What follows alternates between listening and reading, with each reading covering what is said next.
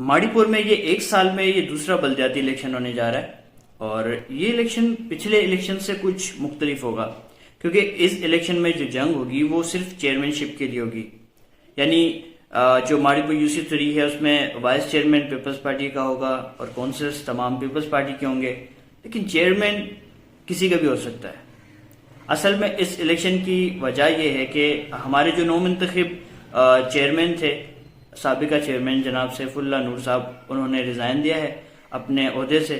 और इसके पीछे की अगर हम बात करें तो ये कहानी शुरू होती है जनवरी में जब बलदियाती इलेक्शन हुए थे कराची में, तो उसमें पीपल्स पार्टी की जो सीट्स थी वो ज्यादा थी, तो इसलिए पीपल्स पार्टी ने जो है मुर्तजा वहाब को अपना कराची का जो मेयर है वो सिलेक्ट किया था। उसके बाद हाफिज नईमुर रहमान साहब हैं जो कि जमात इस्लामी से हैं, उन्होंने एहतजाज किया क्योंकि वो भी मेयर के लिए उम्मीदवार थे। तो उन्होंने एहतजाज किया कि मुर्तजा वहाब ने तो कोई इलेक्शन ही नहीं लड़ा तो वो किस तरह मेयर बन सकते हैं। तो उसके बाद अब जो है मुर्तजा वहाब साहब हैं, उन्होंने बाकायदा ऐलान किया है कि वो इलेक्शन लड़ रहे हैं और 3 हल्के उन्होंने सिलेक्ट किए हैं, जिसमें से एक जो इब्राहिम हैदरी का यूसी है, दूसरी जो है गिजरी की यूसी आती है, तीसरी जो है मणिपुर की यूसी। अब इसमें सवाल तो बहुत सारे हैं। अगर मुर्तजा वहाब साहब तीनों हल्कों से जीत जाते हैं, मणिपुर से भी, गिजरी से भी, इब्राहिम हैदरी से भी, तो वो किस सीट को ज्यादा अहमियत देंगे, यानी वो अपने पास कौन सी सीट रखेंगे। अगर वो यहां से जीत जाते हैं या फिर मणिपुर की वो सीट किसी और को दे देंगे या फिर वो अपने पास रखेंगे।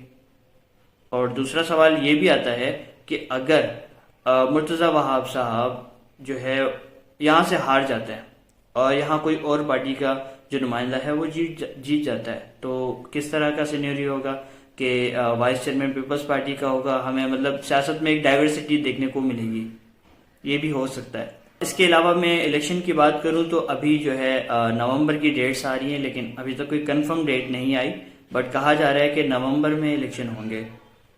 और पीपल्स पार्टी ने जो है वो अपनी कैंपेन का आगाज कर दिया है, लेकिन अभी तक हमें कोई जो है अपोजिशन पार्टी उसमें से कोई हमें उम्मीदवार नजर नहीं आया, किसी की अभी तक कोई कैंपेन भी स्टार्ट नहीं हुई। तो हम यही उम्मीद करेंगे कि जो भी हो, जो भी आए, मणिपुर और मणिपुर की आवाम के लिए वो बेहतर साबित हो और मणिपुर में बेहतरी आए।